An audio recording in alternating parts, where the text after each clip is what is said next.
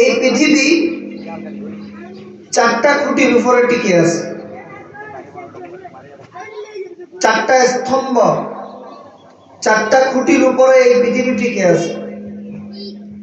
এক নাম্বার খুঁটির নাম হচ্ছে যিকরুল্লাহ, দুই নাম্বার খুঁটির নাম হচ্ছে ইলমুল্লাহ, তিন নাম্বার খুঁটির নাম হচ্ছে বাইতুল্লাহ, চার নাম্বার খুঁটির নাম হচ্ছে কালামুল্লাহ।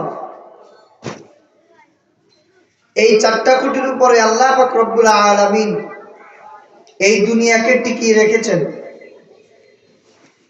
আসমানকে আসমানের জায়গায় রেখেছেন, জমিনকে জমিনের জায়গায় রেখেছেন, পাহাড় পর্বতকে পাহাড় পর্বতের জায়গায় রেখেছেন, মানুষকে মানুষের জায়গায় রেখেছেন। এক নাম্বার খুঁটি হচ্ছে যিকরুল্লাহ, অর্থাৎ আল্লাহ পাক রব্বুল আলামিনের জিকির, আল্লাহ পাক রব্বুল আলামিনের স্মরণ।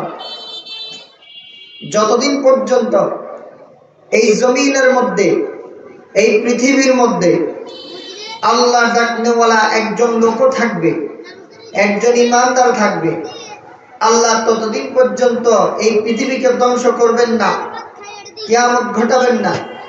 হাদিস শরীফে রাসূল করিম সাল্লাল্লাহু আলাইহি ওয়াসাল্লাম বলেন, লা তাকুমুস সাআ হাত্তা ইয়াকুলু আল্লাহ আল্লাহ।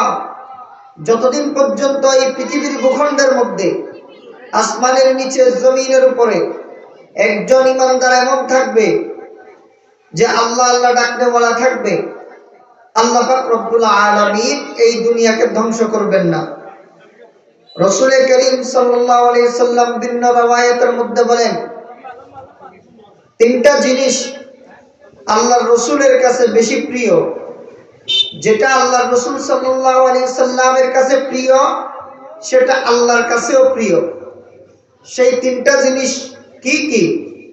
আল্লাহর হাবিব বলেন, وقال النبي صلى الله عليه وسلم أفضلها لسان ذاكر وقلب شاكر وامرأة مؤمنة تعين الرجل على الإيمان। আল্লাহর হাবিব সাল্লাল্লাহু আলাইহি ওয়াসাল্লাম ইরশাদ করেন,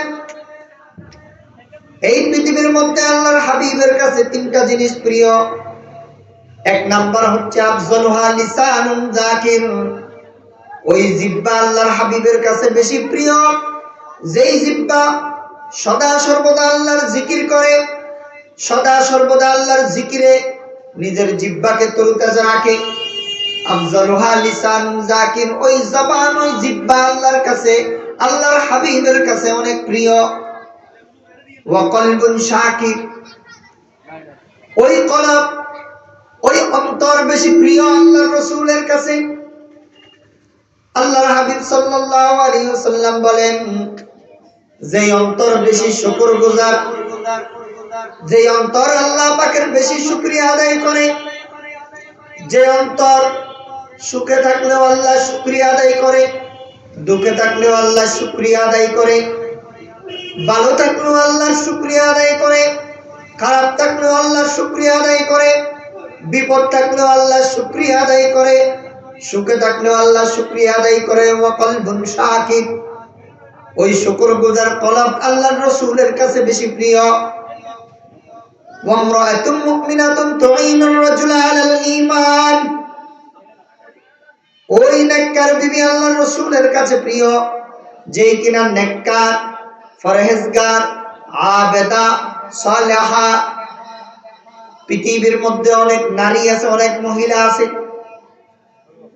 যারা কিনা পর্দা মুশিদের মধ্যে চলে না, কিন্তু এমন কিছু আল্লাহর বান্দি আছে যারা কিনা পর্দা মেইনটেইন করে চলে, যারা কিনা আল্লাহকে ভয় করে, রাসূলকে ভয় করে। এমন কিছু নারী পৃথিবীর জমিনের মধ্যে আছে। আল্লাহর হাবিব তাদের ব্যাপারে বলেন, ওয়া ইমরাআতুম মুমিনাতুন তুঈনুর রাজুলা আলাল ঈমান, ওই সমস্ত বিবি, ওই সমস্ত নারী আল্লাহর হাবিবের কাছে বেশি প্রিয়, আল্লাহর কাছেও বেশি প্রিয়, যারা কিনা নেককার, মুত্তাকি, দিনদার, পরহেজগার। তাহলে বলতে চাইছিলাম বন্ধুরা, এক নম্বর খুঁটির নাম হচ্ছে যিকরুল্লাহ। আল্লাহর জিকিরের মাধ্যমে এই জমিন টিকে আছে, এই দুনিয়া টিকে আছে। এই দুনিয়া টিকে থাকার দুই নম্বর খুঁটির নাম হচ্ছে বাইতুল্লাহ, অর্থাৎ মসজিদ।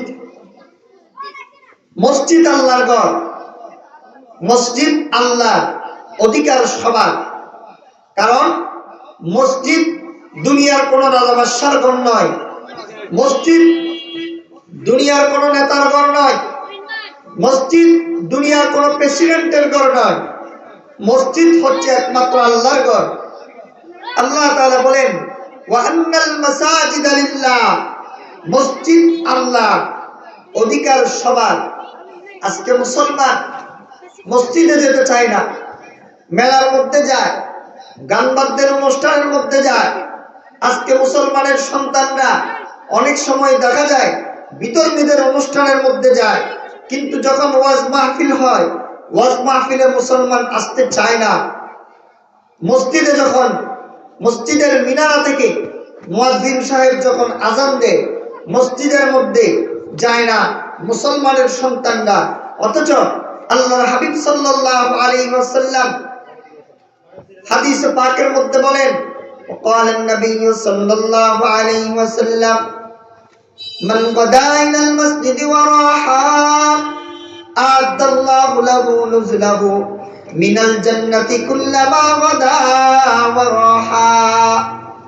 আল্লাহর হাবিব সাল্লাল্লাহু আলাইহি ওয়াসাল্লাম বলেন, যখনই কোন একজন মুসল্লি, কোন একজন ইমানদার, কোন একজন মুসলমান মসজিদের দিকে যায় নামাজ পড়ার উদ্দেশ্যে, নামাজ পড়ার জন্য, আল্লাহর কোন বান্দা যখন মসজিদের দিকে যায়, ঠিক তখনই আল্লাহ পাক রব্বুল আলামিন তার জন্য জান্নাতের মধ্যে মেহমানদারির ব্যবস্থা করে রাখেন। সুবহানাল্লাহ,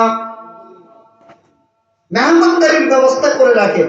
যখনই আল্লাহর কোন বান্দা নামাজ পড়ার উদ্দেশ্যে মসজিদের দিকে যায়, তখনই আল্লাহ মেহমানদারির ব্যবস্থা করে রাখেন। সুবহানাল্লাহ। এই মসজিদে মুসলমানরা যদি যাতায়াত করে, নামাজের জন্য যাতায়াত করে, আল্লাহকে আল্লাহ বলে ডাকার জন্য যদি যাতায়াত করে, আল্লাহকে সিজদা দেওয়ার জন্য যদি যাতায়াত করে, তাহলে আল্লাহ পাক রব্বুল আলামিন জান্নাতের মধ্যে ওই বান্দার জন্য একটি ঘরের ব্যবস্থা করবেন, যেই কিনা মসজিদের সাথে তাআল্লুক রাখে, মসজিদের সাথে সম্পর্ক রাখে। সুবহানাল্লাহ।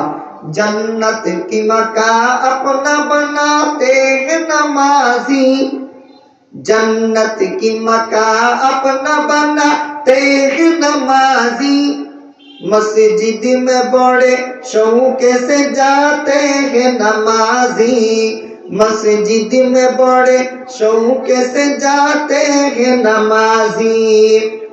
আল্লাহর কোন বান্দা বান্দি, আল্লাহর কোন বান্দা মসজিদে যাওয়ার উদ্দেশ্যে যখন নাকি রওনা করি, ঘর থেকে যখন কোন মসজিদের দিকে যায়, প্রত্যেকটা কদমে কদমে রব্বুল আলামিন তার আমলনামার অ্যাকাউন্টের মধ্যে নেকি জমা করে দেন। প্রত্যেকটা কদমে কদমে রব্বুল আলামিন তার আমলনামার অ্যাকাউন্ট থেকে এক একটি গুনাহ আল্লাহ রব্বুল আলামিন মাফ করে দেন। সুবহানাল্লাহ। তাহলে এই জমিনটিকে আছে, এক নম্বর খুঁটির নাম হচ্ছে যিকরুল্লাহ, দুই নম্বর খুঁটির নাম হচ্ছে বাইতুল্লাহ, তিন নম্বর খুঁটির নাম হচ্ছে ইলমুল্লাহ, কিতাবের ইলম। যারা কিনা ইলম অর্জন করে, ইলমের চর্চা যতদিন পর্যন্ত এই জমিনের মধ্যে থাকবে, ততদিন পর্যন্ত এই পৃথিবী টিকে থাকবে, ততদিন পর্যন্ত আল্লাহ রাব্বুল আলামিন কিয়ামত ঘটাবেন না। ইলম এমন এক দামি জিনিস, এমন এক দামি জিনিস। আল্লাহর হাবিব সাল্লাল্লাহু আলাইহি ওয়াসাল্লাম ইরশাদ করেন, তালাবুল ইলমি ফরিদাতুন আলা কুল্লি মুসলিম ওয়া মুসলিমা। যারা কিনা মুসলমান, নারী হোক কিংবা পুরুষ হোক, প্রত্যেকের উপর এই পরিমাণ ইলম, এই পরিমাণ কোরআনের শিক্ষা অর্জন করা দরকার। যেই পরিমাণ ইলম অর্জন না করলে, যেই পরিমাণ কোরআনের সবক অর্জন না করলে, যেই পরিমাণ শরীয়ত যদি না শিখে, তাহলে মুসলিম হিসাবে মুসলিম সমাজে বসবাস করতে পারে না। অতটুক পর্যন্ত ইলম অর্জন করা, অতটুক পর্যন্ত শরীয়ত শিখা, অতটুক পর্যন্ত কোরআন শিখা প্রত্যেকটা মুসলমান নরনারীর উপর ফরজ। সুবহানাল্লাহি ওয়া বিহামদিহি। একজন আলেমের কত দাম, একজন তালেবে ইলমের কত দাম। একজন তালেবে ইলম যখন ঘর থেকে ইলম অর্জনের উদ্দেশ্যে বের হয়, চাই সেটা ছোট বাচ্চা, চাই সেটা নাবালেগ বাচ্চা, একজন সন্তান কোরআনী শিক্ষা অর্জন করার জন্য, দ্বীনের জ্ঞান অর্জন করার জন্য ঘর থেকে যখন বের হয়, যদিও বা মানুষের চোখে সে ছোট একটা বাচ্চা, কিন্তু রসুলের হাদিস বলে, ইসলাম বলে, আল্লাহর ফেরেশতারা ওই তালেবে ইলমের পায়ের নিচে নূরের পাখা বিছিয়ে দেন। সুবহানাল্লাহ। শুধু তাই নয়, যারা কিনা ইলম অর্জন করে তাদের জন্য গর্তের পিপিলিকা পর্যন্ত দোয়া করে, যারা কিনা ইলম অর্জন করে তাদের জন্য সমুদ্রের মাছ পর্যন্ত দোয়া করে, যারা কিনা ইলম অর্জন করে তাদের জন্য আল্লাহর ফেরেশতারা দোয়া করতে থাকে। সুবহানাল্লাহি ওয়া বিহামদিহি। আল্লাহর কোরআন এমন একটা জিনিস, এই কোরআনের সাথে যেই জিনিসটা বাঁচবে ওই জিনিসটার মর্যাদা, ওই জিনিসটার দাম রব্বুল আলামিন বাড়িয়ে দিবেন। কোরআনের সাথে যেই কাপড়টা লেগেছে তাকে জুজদান বলা হয় বা গিলাফ বলা হয়, অথচ পথে ঘাটে রাস্তাঘাটের মধ্যে কত টুকরা কাপড় পরে থাকে, কেউ সালাম করে না, সম্মান করে না। যখন নাকি কোরআন শরীফের সাথে একটা কাপড় বাঁচছে, তার নাম জুজদান হয়ে গিয়েছে।